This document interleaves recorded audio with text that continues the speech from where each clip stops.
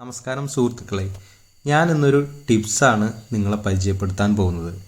അപ്പോൾ വെളുത്തുള്ളി നമുക്ക് കുറച്ച് കൂടുതലൊക്കെ ക്ലീൻ ആക്കാനുണ്ടെങ്കിൽ അത് എങ്ങനെ എളുപ്പത്തിൽ നമുക്ക് ചെയ്യാം എന്നുള്ളതാണ് പരിചയപ്പെടുത്താൻ പോകുന്നത്.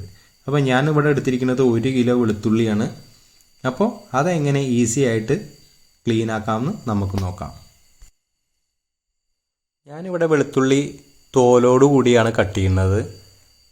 അപ്പോൾ ഞാൻ ഏകദേശം 1 കിലോ വെളുത്തുള്ളിയാണ് ഇവിടെ ക്ലീനാക്കി നിങ്ങളെ കാണിക്കാനായിട്ട് എടുത്തിരിക്കുന്നത്.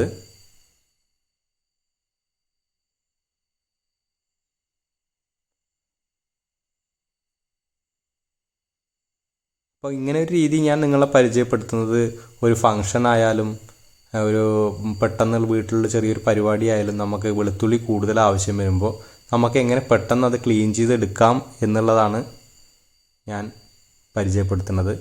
അപ്പോൾ നമുക്ക് ഓരോരോ വെളുത്തുള്ളിയായിട്ട് ക്ലീൻ ചെയ്യണമെങ്കിൽ ഒരുപാട് സമയം വേണ്ടി വരും. അപ്പോൾ ഈ രീതിയാണ് ഞാൻ സജസ്റ്റ് ചെയ്യുന്നത്. പിന്നെ നമുക്കിതിന് ആവശ്യമായിട്ട് വേണ്ടി വരുന്നത് കോൺഫ്ലോർ ആണ്. അപ്പോൾ പലർക്കും അറിയുന്നതാണ് കോൺഫ്ലോർ എന്താണെന്നുള്ളത്. ചോളകത്തിൻ്റെ പൊടിയാണ്. അപ്പോൾ ആ പൊടി മാർക്കറ്റിൽ സുലഭമാണ്. നമുക്കത് കുറച്ച് കട്ട് ചെയ്ത വെളുത്തുള്ളിയിലേക്ക് ഇട്ട് നന്നായിട്ട് 2 കൈ കൊണ്ട് നന്നായി തിരുമ്പുക. അപ്പോൾ നമുക്ക് ആ തോലെല്ലാം ഒന്ന് സെപ്പറേറ്റ് ആയിട്ട് വരും.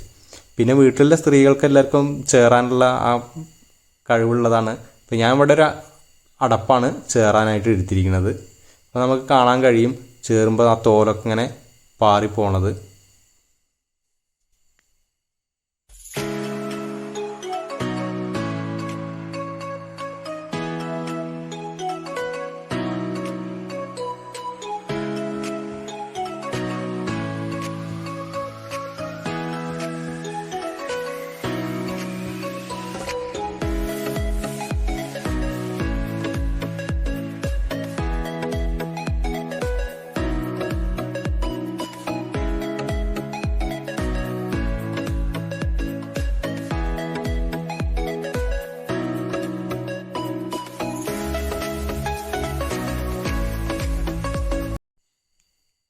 അപ്പോൾ നമ്മുടെ വെളുത്തുള്ളി എല്ലാം നമ്മുടെ തോലൊക്കെ പോയി നല്ല വൃത്തിയായിട്ട് കിട്ടിയിട്ടുണ്ട്. അപ്പോൾ നമുക്ക് ഇതെങ്ങനെ ചെറുതായിട്ട് പൊടിയായിട്ട് അരിയണമെങ്കിൽ പൊടിയായിട്ട് അരിയാം.